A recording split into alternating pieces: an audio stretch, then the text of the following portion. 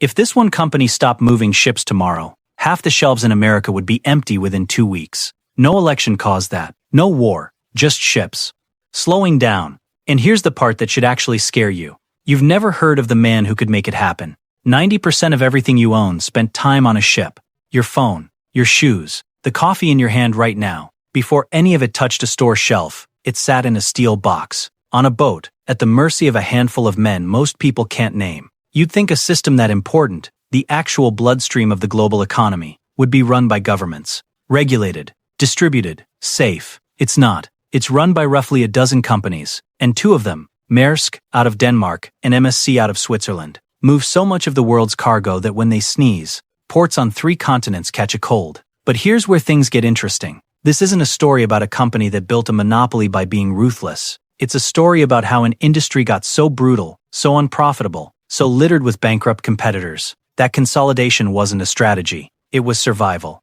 To understand how we got here, you have to go back to a moment nobody remembers, on a ship nobody's heard of, that changed the world more than most wars did. A trucking entrepreneur named Malcolm McLean has a problem. Loading cargo onto ships takes forever. Dock workers carry crates, barrels, sacks, one at a time, by hand. A ship can sit in port for a week just being loaded. McLean's idea sounds almost too simple to matter. What if you didn't unload the cargo at all? What if you just picked up the entire truck trailer, box and all, and dropped it on the ship? That box became the shipping container. And it didn't just speed up loading, it gutted an entire economic model.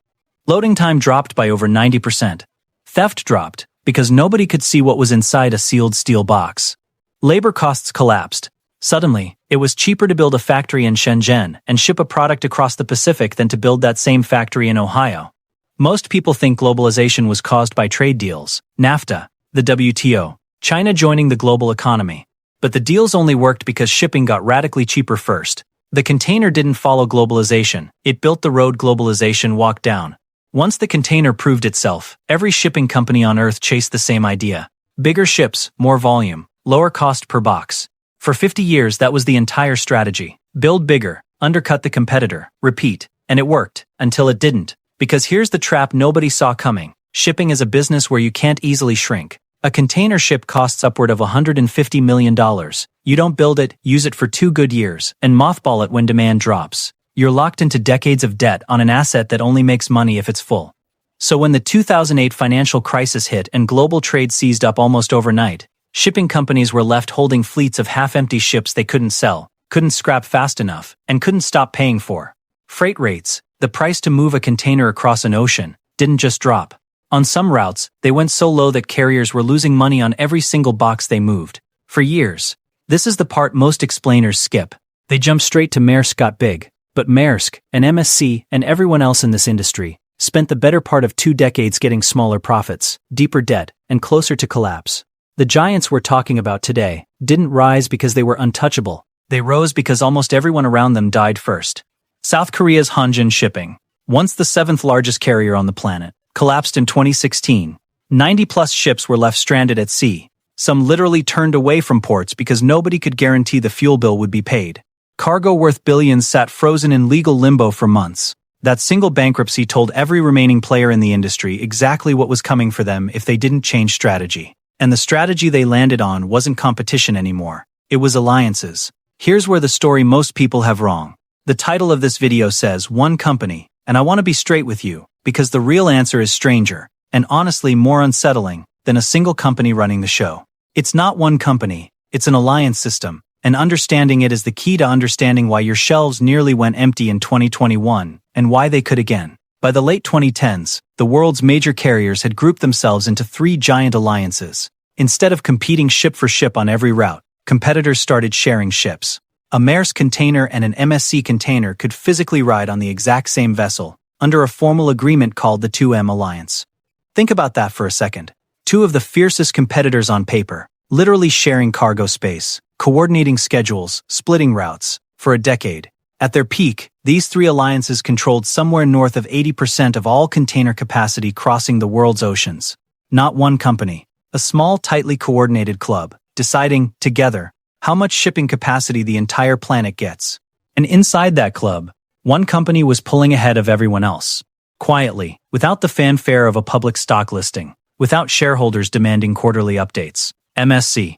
Maersk is the name most people know. It's Danish, it's publicly traded, it's been the industry's public face for generations. But somewhere around 2022, MSC, a privately held, family-controlled company out of Switzerland, founded by a former ship's captain, quietly passed Maersk to become the single largest container shipping line on Earth. No press tour, no headline in your local news. MSC did it the same way it built everything else, by buying used ships aggressively while other carriers were too scared, too indebted, or too slow to move. When ship prices crashed during downturns, MSC bought. When rivals were selling assets to survive, MSC was often the buyer on the other side of the table. Today, MSC alone can move more cargo than the next two largest carriers combined were capable of moving just a decade ago. And because it's privately held, we genuinely don't know as much about its internal finances, strategy, or true scale as we do about publicly listed Maersk. That's not a conspiracy. It's just a fact worth sitting with. One of the most important companies to your daily life answers to almost no public shareholders at all. But here's where things took a turn nobody in the industry saw coming. In 2023, Maersk announced it was walking away from its decade-long alliance with MSC. By early 2025, the 2 Million Alliance, the partnership that had quietly shaped global trade for 10 years, was officially dead. Maersk paired up with Hapag-Lloyd instead, forming something called the Gemini Cooperation. MSC chose to go it alone, betting its now massive fleet could outmuscle any alliance. So the honest answer to, does one company control shipping, is this. No single company owns the ocean. But a handful of them, fewer than you can count on two hands, coordinate so tightly and now compete so fiercely for outright dominance that the average business owner, retailer, or country has almost no leverage over the price or availability of moving goods across the planet. You already lived through what happens when this system strains. In 2021, over 100 container ships sat anchored off the coast of California, waiting weeks just to unload. The cost to ship a single container from China to the US rose from around $2,000 before the pandemic to over $20,000 at the peak. Toilet paper, baby formula, car parts, furniture, all of it got tangled in the same bottleneck because the entire global economy runs through a shipping network controlled by a small, concentrated group of players operating enormous slow-to-adjust ships. And then, just months later, a single ship, the Ever Given, wedged itself sideways in the Suez Canal for 6 days. One ship, one canal, and it held up an estimated $9 billion a day in global trade, not because of a war, not because of a cyber attack, because of wind and a canal that's only wide enough for one ship at a time, in a system with almost no redundancy built in. That's the real story here. It's not that MSC or Maersk are villains twirling a mustache in a boardroom. It's that we built a global economy on a system so consolidated and so dependent on a handful of choke points, the Suez Canal, the Panama Canal, the Strait of Malacca, that a single incident or a single company's strategic decision can ripple into empty shelves on the other side of the planet. When a Red Sea crisis broke out in late 2023, and Houthi attacks made carriers reroute away from the Suez Canal entirely, ships added 10 days and thousands of miles to their journeys, sailing all the way around the southern tip of Africa instead. Freight rates spiked again, and once again, regular people felt it in delayed goods and rising prices, with almost no say in any of it. Here's the thought I want to leave you with. We spent decades optimizing the global supply chain for one thing: cost. Cheaper containers, cheaper ships, cheaper labor, and it worked. It's a genuine miracle of engineering that a product can be built on one continent and sold on another for a few dollars more. But every system that's optimized purely for cost eventually becomes fragile. Efficient and resilient are not the same thing. And right now, a huge share of what keeps your daily life running, what's on the shelf, what's in stock, what you can afford, depends on decisions made in boardrooms in Copenhagen and Geneva and on the width of a canal dug over a century ago.